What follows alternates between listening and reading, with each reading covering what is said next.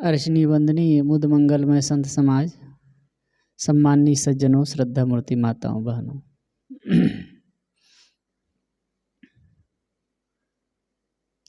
अभी हम लोग भजन सुन रहे थे। मत मान करो मत सा न करो, ये जीवन दो दिन की माया। और अंतिम में आया कि वह करो जिसको करने है आया। तो क्या करने आया? जीवन बीत जाता है खाते कमाते, संसार के प्रपंच में पड़ते। उम्र खसकती है, चलती जाती है, पता ही नहीं चलता है कब खिसक गए। मैं राजस्थान में था एक जगह कार्यक्रम में, तो सब युवा लोग बैठे थे, बहुत सारे लोग। तो हम कहे भाई उम्र कैसी जाती है पता ही नहीं चलता है। हम 50 के होने लगे हैं और अपने आप में लगते हैं तो बच्चे ही हैं। और हमारे जो साथी हैं उनके बच्चे बच्चे हो गए। कितना अद्भुत है। और कब देखिए साधु जीवन में आए, 1 वर्ष 2 वर्ष 5 वर्ष 10 वर्ष करते करते 25 वर्ष हो गए। 25 वर्ष बीत गए साधु जीवन में, और आगे चल के पता नहीं 10 वर्ष जिएंगे, 5 वर्ष जिएंगे कि 20 वर्ष जिएंगे, कोई ठिकाना नहीं। 50 वर्ष मतलब आधी शताब्दी बीत गई, और ऐसे बीत ही जाना है।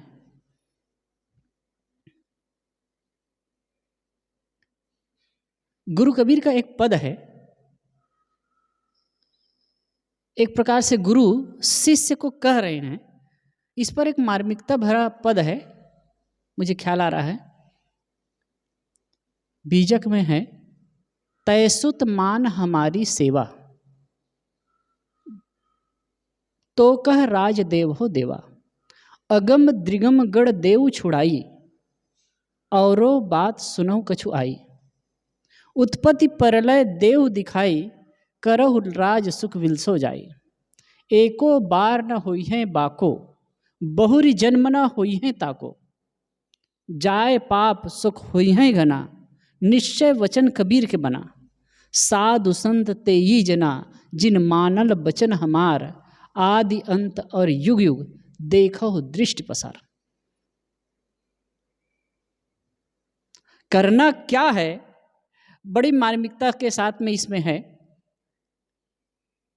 एक गुरु के पास में शिष्य जाता है और शिष्य को समर्पित होता है, तो गुरु क्या कर सकते हैं, गुरु क्या करते हैं, इसका बहुत सुंदर चित्रण है। पूरा समर्पण, पूरा समर्पण। तय सुत मान हमारी सेवा। सुत नाम पुत्र, हे पुत्र तू मेरी सेवा को स्वीकार कर। मैं तेरी सेवा करना चाहता हूं, मेरी सेवा को तू स्वीकार कर।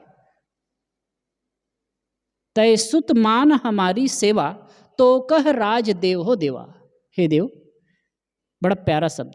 हे देव, मैं तुम्हें राज्य दूंगा, ऐसा राज्य दूंगा जो कभी भी तुमसे अलग नहीं होगा। तुम उस राज सिंहासन पर विराजमान होगे ना, तो सदा सदा के लिए होगे। आजकल महात्माओं के पास, गुरुओं के पास लोग क्यों जाते हैं? कुछ लेने की आशा से ही जाते हैं ना। मेरा एक अध्ययन है, सामान्य रूप से लोग आते हैं, कम ही आते हैं। नहीं तो कहीं भी मंदिर में महात्माओं के पास जाते हैं तो कुछ आशा लेकर के ही जाते हैं, और वो है भौतिक आशा। किसी को धन चाहिए, किसी को पुत्र चाहिए, किसी को पत्नी चाहिए, किसी को पति चाहिए, किसी को धन चाहिए, किसी को मान सम्मान चाहिए, किसी को पद चाहिए। इन्हीं आशाओं को लेकर के लोग जाते हैं। लेकिन भाई ये दुनिया की चीजें हैं, उनको लेकर के एक परमात्मा के पास जा रहे हो, इष्ट के पास जा रहे हो, ये तुच्छ चीज़ों को लेकर के जा रहे हो जो अभी छूट जाने वाला है। अभी हम लोग सुन रहे थे ना, सब कुछ अनित्य और अनात्मा है, संसार परिवर्तनशील है। जो कुछ में भी, जिन चीज़ों में आप सुख की आकांक्षा रख करके पकड़ते हैं, सुख की आकांक्षा, सुख की आशा, वास्तव में उसमें सुख नहीं है, वो भी परिवर्तनशील है। अद्भुत बात है ना संसार के, आपका शरीर परिवर्तनशील, जिन एलिमेंट से, जिन तत्वों से आपका शरीर बना हुआ है, वो तत्व बाह्य रूप से परिवर्तनशील है, परिवर्तित होने वाले। और जिन चीज़ों को आप पकड़ते हैं, जिन चीज़ों में आप सुख की कामना करते हैं, जिन चीज़ों को प्राप्त करने के बाद में सुख आप चाहते हैं, वो भी परिवर्तनशील है। तो जिन साधनों से, जिन इंद्रियों से, जिस शरीर से आप सुख पाना चाहते हैं, ये भी परिवर्तनशील है। और जिन चीज़ों को पकड़ते हैं वह भी परिवर्तनशील है। तो फिर स्थिर सुख कैसे मिल सकता है? कई बार होता है, बूढ़े लोग होते हैं ना, बुढ़ा गए हैं, अब जो गृहिणी है या घर में भोजन बनाने वाले हैं, बहू है, वो भोजन बना के देती है। अब बूढ़ा आदमी है, 60 साल, 80 साल, 70 साल का, अब वो बनाती बढ़िया है, लेकिन उसमें भी टीका टिप्पणी करते हैं, क्योंकि स्वाद यानी ये ठीक नहीं है, वो ठीक नहीं है, अच्छा नहीं है। अब आप सोचिए, जब आपकी आँख के देखने की शक्ति कम हो गई, सुनने की शक्ति कम हो गई, हाँ, शरीर की शक्ति कम हो गई, तो जीभ की शक्ति भी कम हो गई होगी। तो जिस चीज़ में आपको पहले सुख लगता था, अच्छा लगता था, वो नहीं भाता है।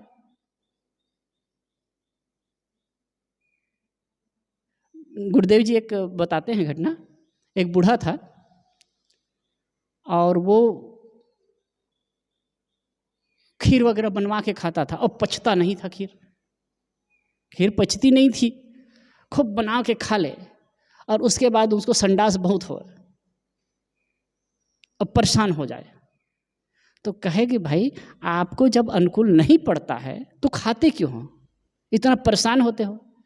तो कहे साहब, खाने में जो स्वाद है ना, जो अच्छा लगता है, तो वो जो परेशानी होती है बाद में, वो ध्यान में नहीं आता है।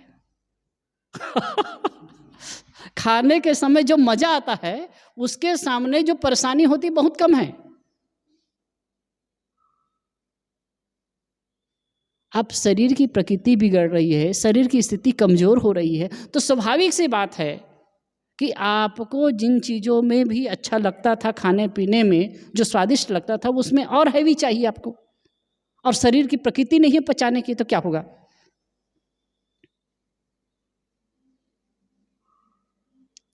शरीर तो डैमेज हो रहा है। तो आदमी, मैं कह रहा था, आकांक्षा लेकर के, चाहना लेकर के जाता है। अब भौतिक चीज़ों की चाहना लेकर के जा रहे हो जो छूटने वाली हैं। जो कुछ भी आप प्राप्त करते हैं अद्भुत चीज़ है, आदमी पकड़ना चाहता है, पाना चाहता है, मुट्ठी भींचना चाहता है, लेकिन वो खिसकता जाता है। जैसे कि रेत, जैसे पानी है, पानी को आप यदि पकड़ना चाहे और जोर से मुट्ठी भींचे तो क्या होगा? नीचे गिर जाएगा।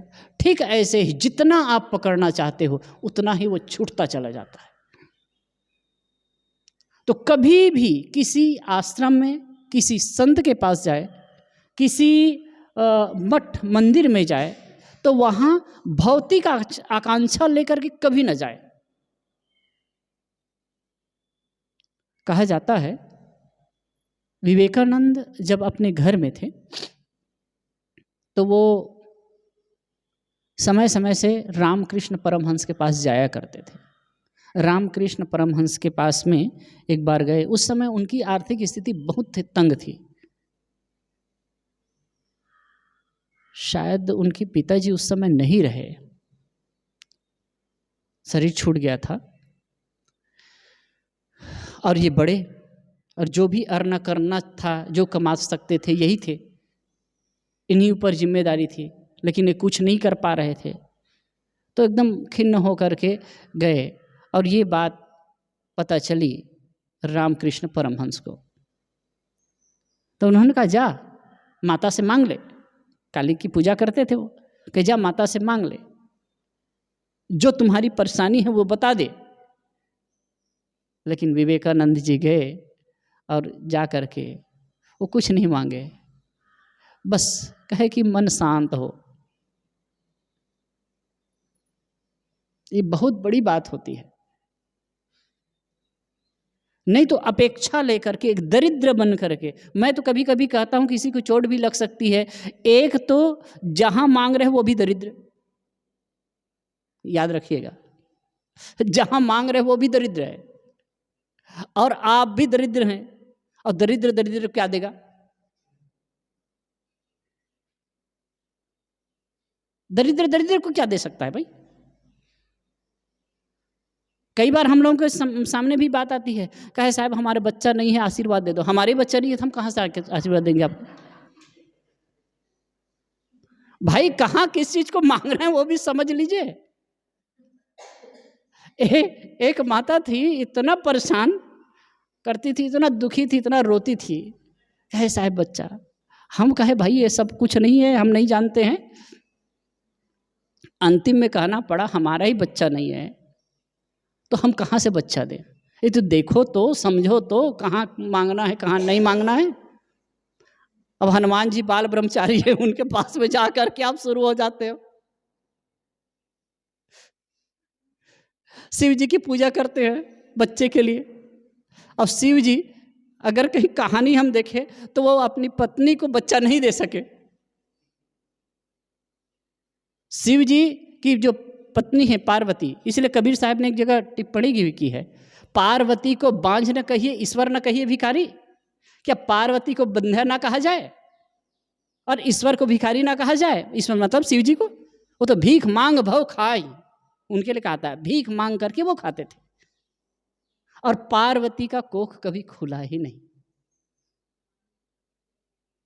इसलिए कहने का अर्थ है, इसको गलत वे में नहीं ले जाए, कि कहीं भी जाए तो भौतिक आशा लेकर के ना जाए, खास करके आध्यात्मिक जगह में। यहां क्या कह रहे हैं ये समझिए। तैसुत मान हमारी सेवा, हे पुत्र तू मेरी सेवा को मान, मेरी सेवा को स्वीकार कर। गुरु शिष्य की सेवा करने को तैयार है, गुरु शिष्य को समर्पित हो रहे हैं, लेकिन शिष्य को भी गुरु को समर्पित होना पड़ेगा। अगर ऐतिहासिक दृष्टि से हम देखें ना घूम करके, तो कई ऐसे पात्र आते हैं जिनकी पात्रता अद्भुत है। जैसे कि उपनिषद में, कठ उपनिषद में आता है यमाचार्य और नचिकेता का संवाद। यमाचार्य के पास नचिकेता जाते हैं, कहानी थोड़ा जानते होंगे, मैं कह दूं।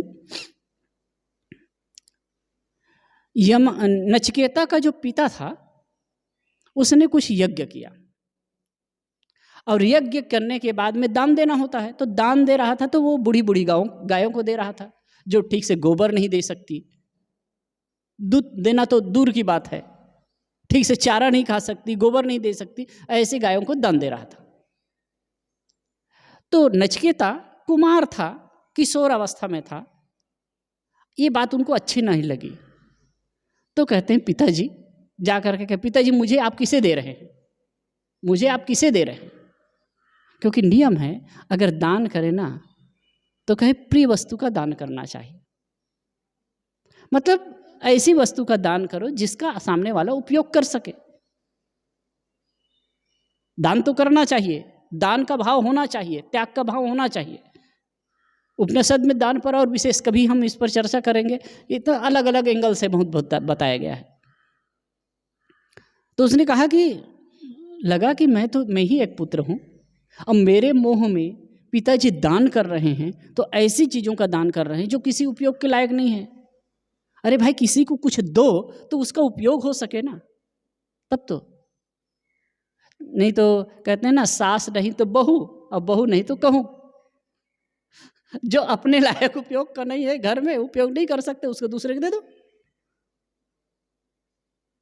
कपड़ा देना है तो जब अनुकूल नहीं है, बराबर नहीं है, उसको दूसरे को दे दो।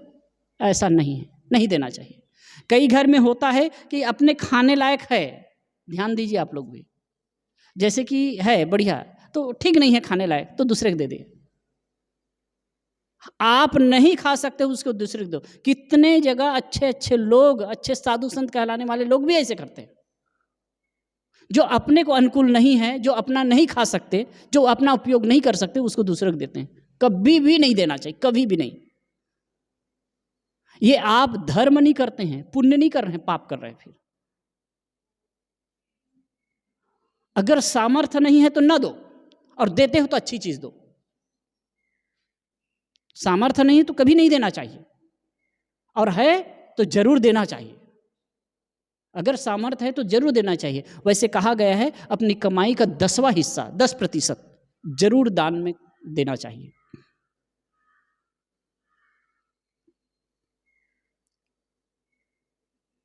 तो दान की बात है, तो यहां गुरु दान कर रहे हैं। तयसुत मान हमारी सेवा, तो कह राज देव हो देवा।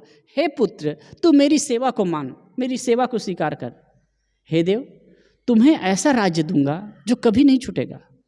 तो कह राज देव हो देवा, बड़ा मीठा शब्द प्रयोग करते हैं। हे देवा, हे देव, मैं तुम्हें ऐसा राज दूंगा जो कभी नहीं छूटेगा। हाँ, बशर्ते, शर्त क्या है? तू मेरी सेवा को स्वीकार कर ले। गुरु शिष्य की सेवा करने को तैयार हैं, स्वीकार कर लो आप।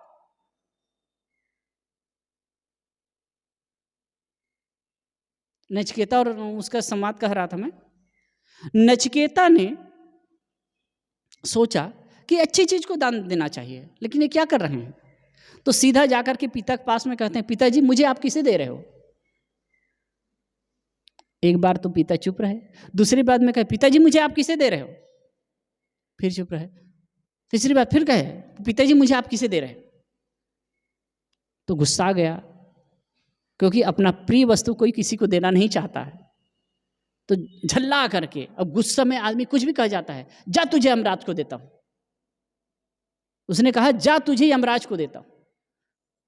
और जिस ढंग से कथानक है, जिस ढंग से उसकी शैली है, इससे पता चलता है कि यमराज कोई ना, यमराज का मतलब मृत्यु का देवता, जो भैंसा पर पाड़ा पर बैठ के आता है और जीव को ले जाता है। पर ऐसा यमराज वगैरह कुछ है नहीं, ये केवल मन गढ़ंत कहानी भर है। किसी ने देखा है कि यमराज वैसा है? अभी मैं छत्तीसगढ़ गया था तो एक माता का बिल्कुल शरीर छूटने वाला था, और उनके सामने बैठा था, और फिर वो ऊपर श्वास चल रही थी, तो मुझे फ़ोन किए कि साहब इधर आए हैं तो आप आ जाइए, अंतिम समय है। और सवेरे फ़ोन किए, मैं पहुँचते पहुँचते बिल्कुल 5-6 बज गया तो हल्की श्वास चल रही थी। तो मुझे देखे तो मैं कहा कि भाई मेरे उतना अनुभव नहीं, लेकिन मैं कहा कि जिस प्रकार से सामान्य श्वास चल रही है तो ये 2 दिन भी ठहर सकती है। तो मन की भावना के हिसाब से सहज रूप से मैं माथा पर हाथ रखा, थोड़ा से गला को छुआ, माथा पर हाथ रखा, और मन से एक प्रार्थना का भाव लेकर के कहा कि भाई ये पुण्यात्मा है और अच्छा कर्म की है, तो जल्दी इसका शरीर शांत हो जाए। 2 हुचकी आई और समाप्त। फिर तो तब लोग कहने लगे आपके दर्शन के लिए। मैं कहा मेरे दर्शन के लिए नहीं भाई, उनका उतना समय था। अब सब लोग खड़े हैं, चारों ओर खड़े हैं। अब मैं देखा, कबीर साहब की बात याद भी आई, ठाड़े लोग कुटुंब सब देखे, कहे कहू के न छुटिया हो। ठाड़े लोग देखते रहेंगे लेकिन किसी कहे से छूटेंगे नहीं। लेकिन मुझे भैंसावाल लेकर के वो यमराज तो आया नहीं, ऐसा तो नहीं दिखा। बस मृत्यु क्या है? शरीर जो प्रारब्ध वसात, शरीर जब प्रारब्ध पूरा होता है शरीर छूट जाता है, जीव अपने कर्मों के अनुसार गति करता है। जब एक तरह से देखें, जब शरीर जीव के रहने लायक है, शरीर से क्रिया हो सकती, तब तक जीव का अस्तित्व है। अब जब क्रिया होने लायक नहीं रहती तो समाप्त हो जाता है, संबंध विच्छेद हो जाता है। तो वहां यमराज का मतलब है ऐसा कोई अच्छा व्यक्ति रहा होगा, तेज तर्करार ज्ञानी होशपूर्ण ऐसा कोई व्यक्ति रहा होगा जिसके पास जाने से सामान्य लोग डरते भी रहे होंगे। तो उन्होंने कहा कि जा यमराज को देता हूँ। तो नचिकेता उनके पास में चले गए, और जब उनके पास में गए तो वो उस समय यमराज जी नहीं थे। पूछा कि यमराज कहाँ हैं, तो कहे नहीं है, बाहर गए हैं। तो वो गेट पर ही, ड्यूटी पर ही बैठ गया। तो वो 3 दिन तक के नहीं आए, 3 दिन और 3 रात बीत गया। घर वाले लोग बहुत कोशिश किए कि आओ भाई घर में रह जाओ, भोजन पानी कर लो। अब मुझे तो नहीं लगता है कि यमराज के यहाँ ऐसे होता होगा वो यमराज के यहाँ लेकिन ये जो कहानी है, तो उसने कहा कि भाई आ जाओ अंदर, तो कहा नहीं गया। 3 रात तक के वो वहीं पर बैठा रहा, वेट करता रहा, इंतजार करता रहा। फिर जब यमराज आए तो उनके बीच में प्रश्न उत्तर हुआ, बहुत सुंदर। तो उसने 3 प्रश्न किए। 2 प्रश्न तो सामान्य है। पहले प्रश्न तो ये था कि भगवान, मैं जब वापस जाऊं तो मेरा पिता का क्लेश दूर हो जाए, उनका क्रोध शांत हो जाए, उनके मन में दुख ना हो। बहुत महत्वपूर्ण बात है। पुत्र कह रहा है कि हे भगवान, जब मैं घर जाऊं, पुनः पिता से मिलूं, तो उनका क्लेश शांत हो जाए। दूसरी बात यज्ञ संबंध में वो पूछते हैं, और तीसरी बात वो कहते हैं कि एयम प्रेते विचिकित्सा अस्ति चेके नायम अस्चेके। कि कुछ लोग कहते हैं कि मरने के बाद जब आत्मा चली जाती है, देह छूटता है, तो आत्मा का अस्तित्व रहता है कि नहीं रहता है। बहुत महत्वपूर्ण प्रश्न है। एयम प्रेते विचिकित्सा अस्चेके नायम अस्चेके। विचिकित्सा संदेह है, लोगों के मन में संदेह रहता है कि मरने के बाद आत्मा का अस्तित्व रहता है कि नहीं रहता है। इस विषय में मुझे समाधान दीजिए। खैर इसी पर मैं चर्चा नहीं करूंगा, नहीं समय उसी में चला जाएगा तो फिर यमराज ने इस पर बहुत सुंदर आंसर दिया, बहुत सुंदर उत्तर दिया है। और इतना लगे कि मतलब जीवन को लगते, जीवन को छूते जो प्रश्न किया गया है उसका उत्तर दिया है। सभी के मन में होते हैं, बहुत सारे लोग। अब आप सोचिए, हजारों साल पहले नचिकेता के मन में ये प्रश्न उठा, आज भी लोगों के मन में वही प्रश्न है। मरने के बाद आत्मा का अस्तित्व रहता है कि नहीं रहता है? कितने रहते हैं? कुछ नहीं रहता है। एक वक्ता तो कह रहे थे कुछ नहीं, अरे अंदर कुछ है ही नहीं, जो है बाहरे है। तो फिर ये ठंडा क्यों हो जाता है भाई? भले न समझ पाओ। एक तो भौतिकवादी से चर्चा हुई, विचार हुआ, तो कहे कुछ नहीं आत्मा आत्मा, देखिए कुछ नहीं आत्मा आत्मा, बेकार की बात है। तो मैं कहा कि आप हैं कि नहीं? मैंने पूछा कि आप हैं कि नहीं? तो कहे मैं तो हूं। अब कैसे कहे कि मैं नहीं हूं? और कोई कहे कि मैं नहीं हूं तो भी वो है तभी कह रहा है। जैसे कि किसी कमरे में कोई व्यक्ति बंद है और आप बाहर से पुकारो कि कमरे में कोई है, और कहे नहीं कमरे में मैं नहीं हूं।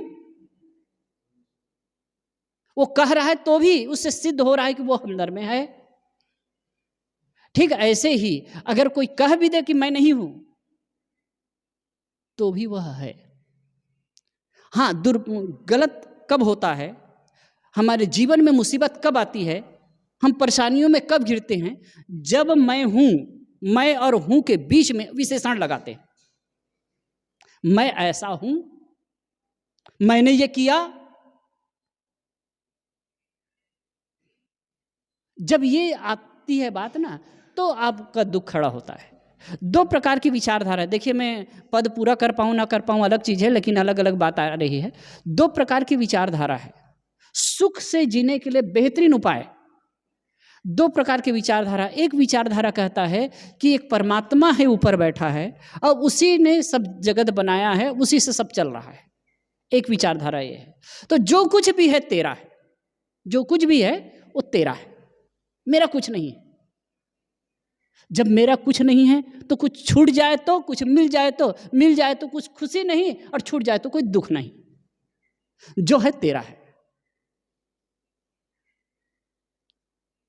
और जो कुछ भी होता है सब कुछ एक प्रकृति का खेल। विवेकवान क्या करता है, विवेकवान क्या मानता है कि जो कुछ भी हो रहा है ना ये प्रकृति का खेल है, और जो जीवन में आता है ना अपने कर्मों से आता है।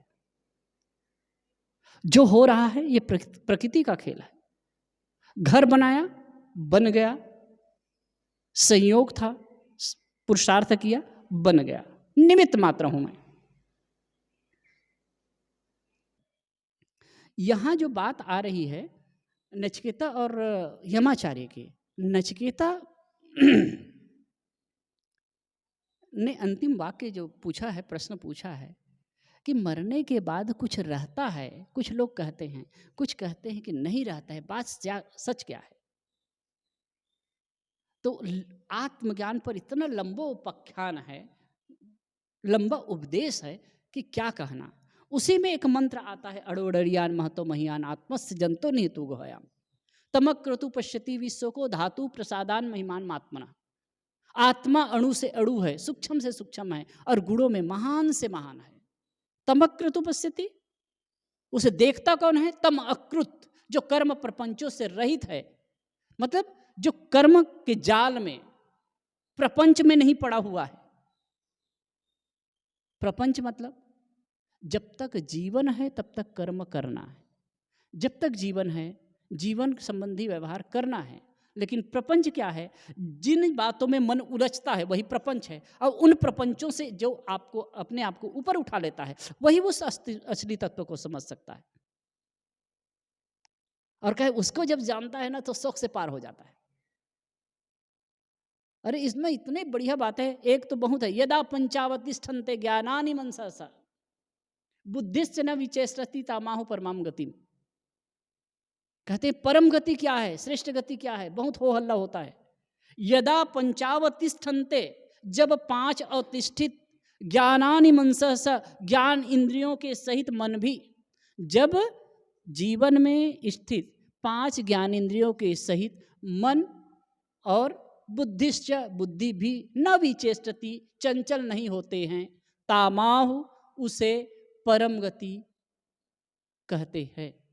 तम आहु, उसे आहु मान कहना, उसे परम गति कहते हैं। कितनी बात, एकदम कबीरी बात कह रहे हैं, कोई पाखंड नहीं, कोई उलझन नहीं। मन, इंद्रियां और बुद्धि जब चंचल नहीं होते हैं तो परम गति इसे कहा जाता है।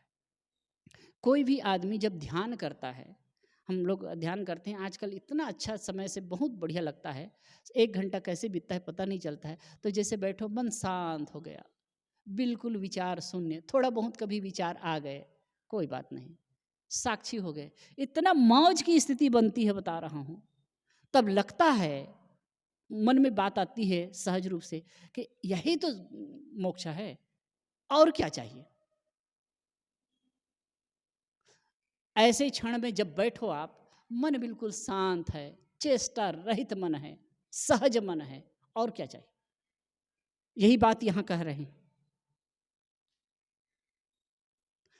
गुरु कबीर, कह रहे हैं, हे पुत्र, मेरी सेवा को तू स्वीकार करेगा ना तो कह राजदेव हूं देवा।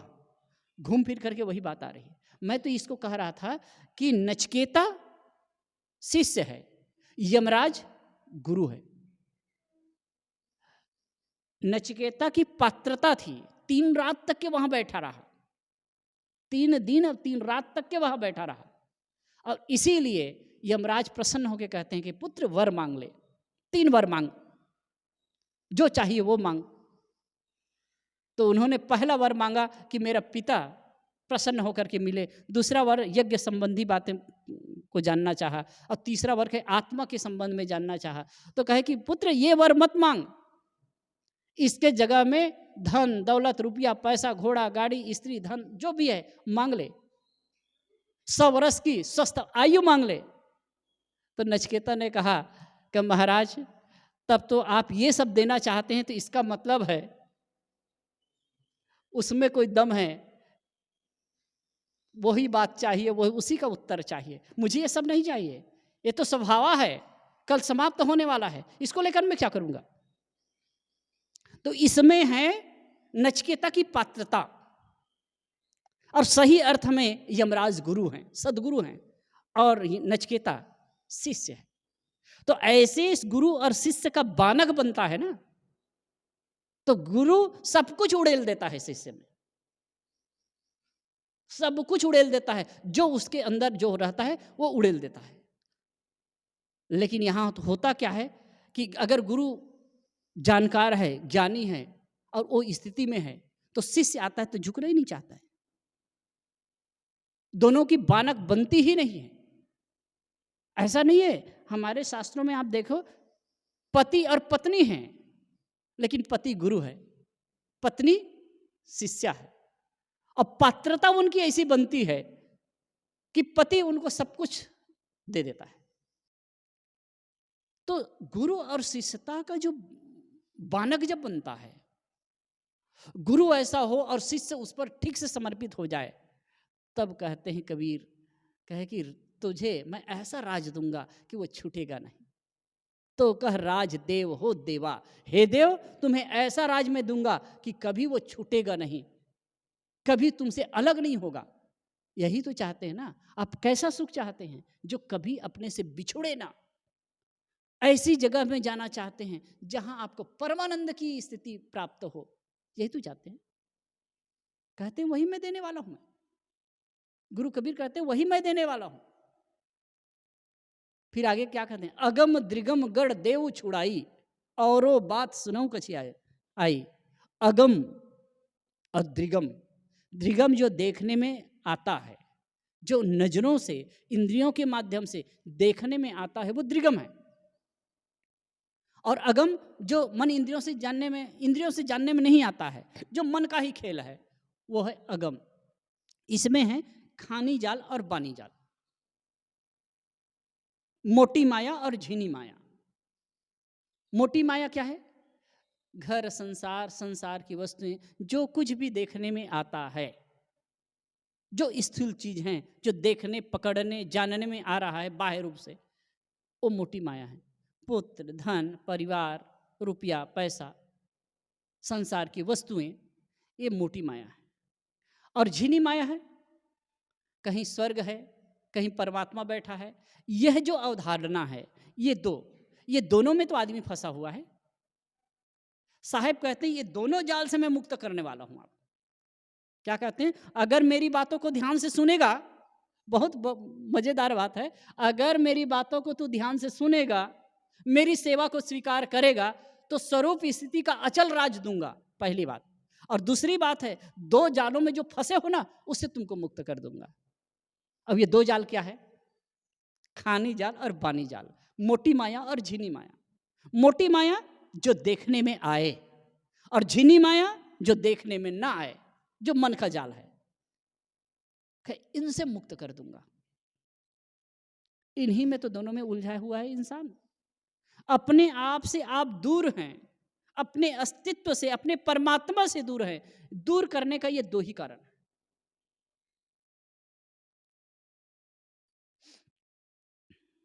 एक संत हैं, सूफी संत,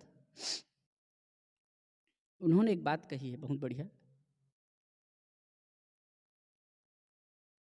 राहक हरगिज ने आबी, रूमी साहब ने कहा है, राहक हरगिज ने आबी, तानगिरी चार तर्क, तर्क दुनिया, तर्क उगबा, तर्क मौला, तर्क तर्क। एक कबीर नहीं कह रहे हैं, सूफी संत कह रहे हैं, राहक हरगिज ने आबी, मनुष्य को सच्चा रास्ता तब तक प्राप्त नहीं हो सकता जब तक ये चार का त्याग नहीं करेगा। बहुत महत्वपूर्ण बात है, बता रहा हूं। चार का जब तक त्याग नहीं करेगा, तब तक उसे सच्चा रास्ता प्राप्त नहीं हो सकता। क्या है चार का त्याग? तर्क दुनिया, दुनियादारी का त्याग। अब जब त्याग की बात होती है दुनियादारी का, तो क्या भैया चलो झोला लटकाओ निकल दो चलो, ऐसा नहीं है। बाहर का जो त्याग है वो तो बड़ा सरल है, मन की चपलता है, उसका त्याग बड़ा कठिन है। और मन के जो संसार है ना, बाहर का संसार किसी को नहीं बांधता है, मन का संसार ही बांधने वाला है। उसी के त्याग की बात हो रही है, उसी को त्यागना है, उसी को छोड़ना। तो खैर दुनियादारी का त्याग, तर्क दुनिया, तर्क उकबा, उकबा नाम स्वर्ग, स्वर्ग की कल्पना का त्याग। स्वर्ग कहीं बाहर नहीं है जी, आपका जो अस्तित्व है ना वही स्वर्गमय है। गुरुदेव जी का एक सुंदर वाक्य है, स्व में गमन, खुद में लौट आना, यही स्वर्ग है। अब बाहरी जो स्वर्ग की कल्पना है तो ऐसे भोड़ी कल्पना है, बता रहा हूं कि जैसे कि आजकल कई जगह होता है ना, लोग अच्छा पैसा कमाते हैं, अब 5 स्टार होटल में, 7 स्टार होटल में जाते हैं, या फिर और ऐसे धनी देश में जाते हैं और एंजॉय करते हैं। अब पैसा खत्म हो जाता है तो अपना सब मुंह लेकर के आते हैं। यही दशा स्वर्ग की स्थिति जो वर्णन है, छीणे पुणे मृत्यु लोके भी संति। जब पुण्य आदमी करता है तो स्वर्ग में जाता है, अब पुण्य छिन्न होता है फिर लौट आता है। मतलब धन इकट्ठा किया, कमाया और गए और थोड़ा ऐशो आराम किए, मौज मस्ती किए, अब पैसा खत्म हो गया तो फिर कमाने आ गए। तो कहे कि ये कल्पना का त्याग करिए। तर्क मौला, अपने से अलग कोई और सत्ता है, ये जो ईश्वर है, इस कल्पना का त्याग कर दीजिए। क्योंकि जो कुछ भी है जो बाहर मानते हैं वही आपके अंदर है जी, उसके लिए भटकने की आवश्यकता नहीं है। कहाँ है, इसको बारंबार कहते, कहाँ है दूर आपसे।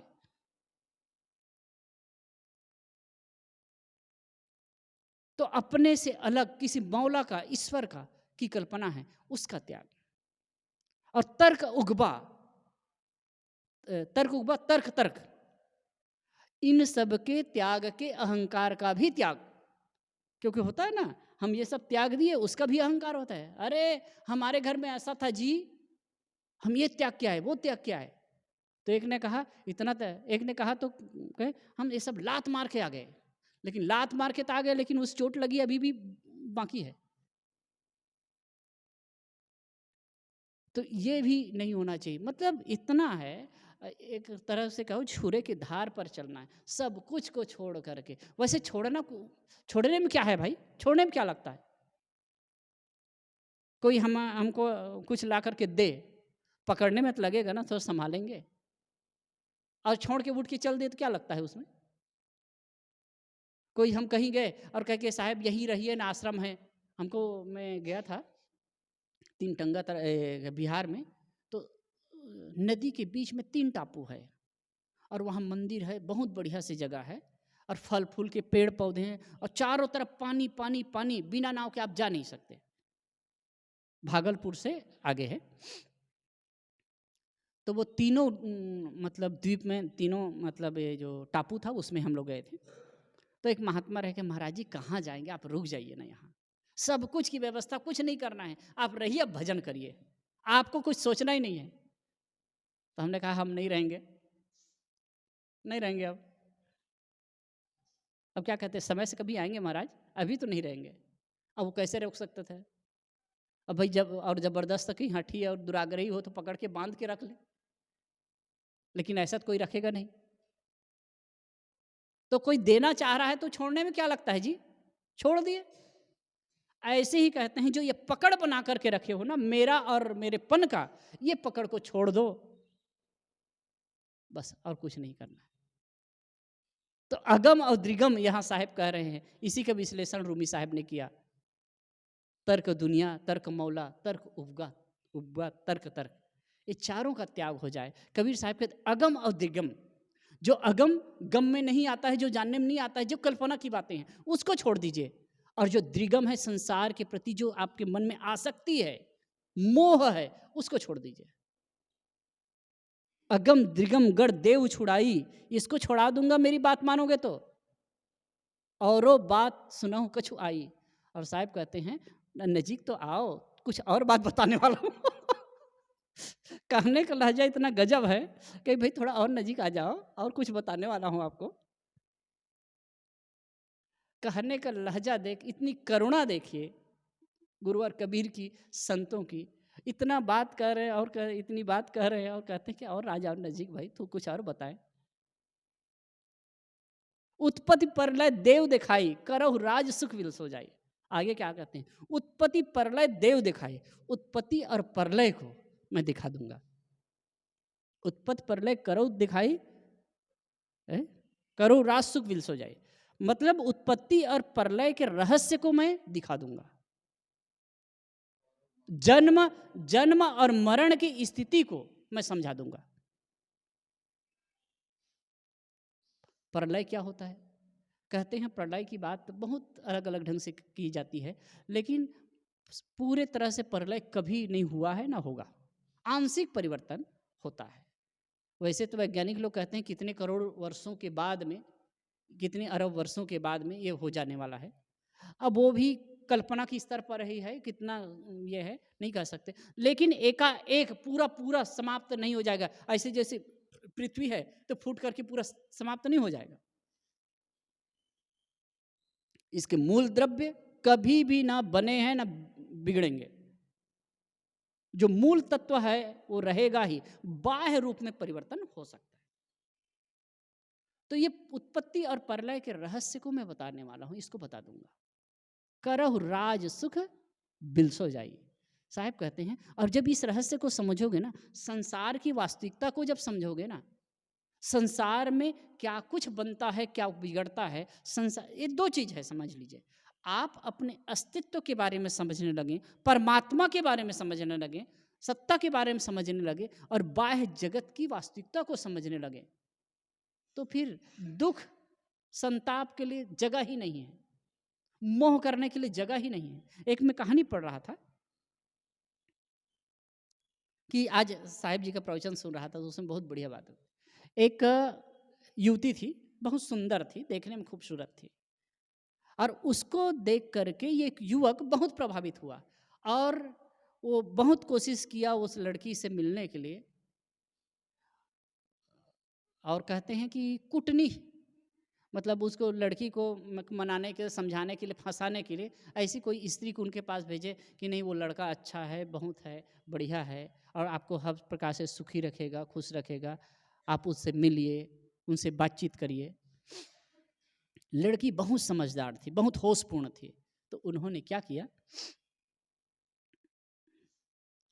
कहा कि ठीक है उनको कल भेजिए, लड़के कल भेजिए, मैं मिलने को तैयार हूँ।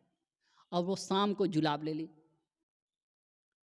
और जुलाब ली तो फिर 20-25 दस्त उनको हुए, और जो दस्त हुए ना, तो वहीं एक रूम में ही एक कोई पात्र रहा होगा, उसी में वो लेटरिन करती गई, और किसी को 8-9 घंटे में कि 20-25 दस्त हो तो शरीर की क्या स्थिति होगी, एकदम अशक्त, चिपक गई, हड्डी हड्डी हो गई, और एकदम अशक्त होकर के खाट पे पड़ी थी ओढ़ करके। वो युवक आया और देखा, कह आइए आइए, तो देख करके आश्चर्य पड़ा कि वो तो नहीं है, वो तो तुम नहीं हो। नहीं कि मैं वही हूँ जिससे आप मिलना चाहते थे, जिससे मिलना चाहते थे वो मैं हूँ। तो कहे नहीं नहीं वो नहीं हो। तो कहे कि नहीं मैं वही हूँ। तो तुम वही हो तो सुंदरता कहाँ गई? तो कहे कि वो कमरे में रखी हूँ, कमरे में रखी हूँ।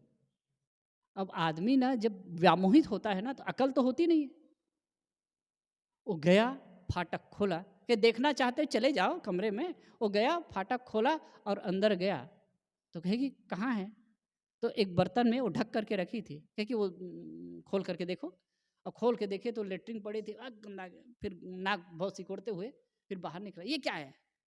तो वही तो है मेरी सुंदरता, जिसके पीछे तुम पागल थे, जिसके लिए तुम मुझे प्राप्त करना चाहते थे, वही सुंदरता का असलियत है।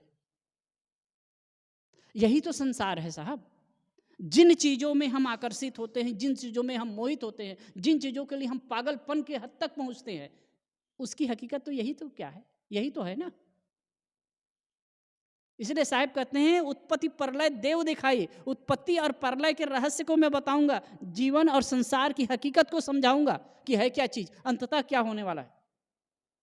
और इस चीज को समझ लोगे ना, करहु राज सुख विलसो जाई, फिर अपने आप में इतना मौज की स्थिति आएगी कि क्या पूछना, वो दुनिया में नहीं होगी। ये सब बहुत सारी बातें हैं, समय हो चुका है, और आगे कभी अगली पंक्तियों पर चर्चा करेंगे। कुछ बातें ऐसी होती है कि जो खुलती जाती है तो और तरफ भी ट्रैक तरफ चली जाती है। गाड़ी। आप लोगों ने प्रेम से बातों को सुना, आप सबको धन्यवाद। हर रविवार को सत्संग होता है, आप लोग जानते हैं। आप लोग समय से, आजकल तो गर्मी होती है तो अब 4 बजे से ही करेंगे, 4 साढ़े 4 से करेंगे, तो समय से आप लोग पधारें। बोलिए सद्गुरु देव की जय। सर्वे भवन्तु सुखिनः, सर्वे सन्तु निरामया, सर्वे भद्राणि पश्यन्तु माँ कश्चित् दुर्भाग् भवेत्। सभी सुखी हों, सभी निरोग हों, सबका कल्याण हो। अंतिम मंत्र।